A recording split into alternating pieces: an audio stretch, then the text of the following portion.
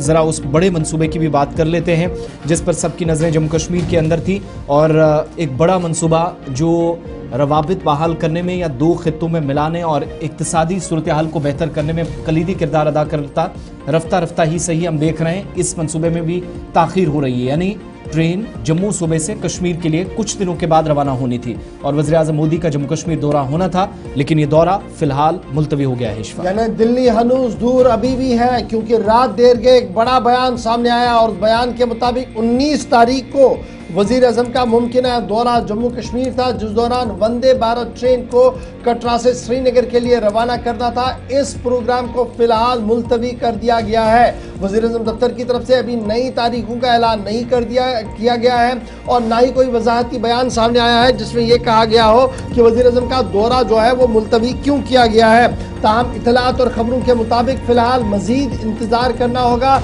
जिसके बाद वजीर आज़म हरी झंडी दिखाएंगे कटरा से श्रीनगर के लिए वंदे भारत को। वजीर आज़म का प्रोग्राम 19 तारीख का फिलहाल पोस्टपोन कर दिया गया है, कोई भी नई डेट सामने नहीं आई है। ताहम ये माना जा रहा है कि वंदे भारत ट्रेन जिसका इफ्तिताह 19 अप्रैल को होना था, नायब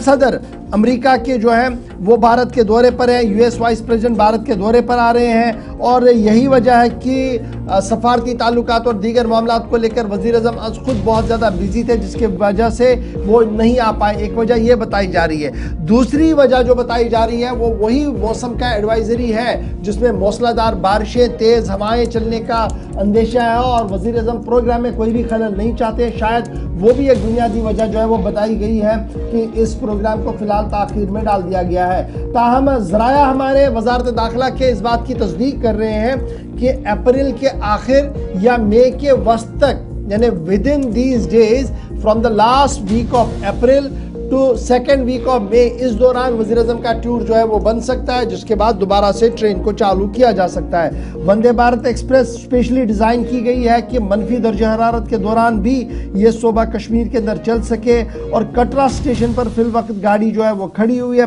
फुली एयर कंडीशन गाड़ी है और ये साफ कर दिया गया है कि ये जो HVAC सिस्टम लगा हुआ है जो 9 किलोवाट्स का है, इसमें हीटिंग का पूरा अरेंजमेंट है और साथ साथ जो दीगर चीज़ें हैं उसमें इसका पूरा भरपूर ख्याल रखा गया है। CCTV camera, LED lights, mobile charging, automatic plug door, electro breakers और दीगर चीज़ों का मुकम्मल तौर पर ख्याल रखा है। और यही वजह है कि रेलवे जो कमिश्नर रेलवे सेफ्टीज़ है उन्होंने भी तकरीबन 85 किलोमीटर का जो सफ़र है इसको हरी झंडी दे दी थी और कहा था कि अब आप आगे चल सकते हैं, इसमें कोई ज़्यादा परेशानी नहीं है। एक तरफ से ये है और ये भी माना जा रहा कि जो उधमपुर श्रीनगर बारामूला रेल प्रोजेक्ट है जो 272 किलोमीटर का है, जिसमें तकरीबन 119 किलोमीटर सिर्फ टनल्स का है, उधमपुर, रियासी, रामबन, अनंतनाग, पुलवामा, बडगाम, श्रीनगर और बारामूला के अंदर है। ये जी एक कुदरत का ही एक शाहकार बनाया यहाँ पर गया है जो चिनाब का रेलवे ब्रिज है और उसके बाद जो सूरत हाल है वो यही है कि all is in well place. लेकिन चीफ एरिया मैनेजर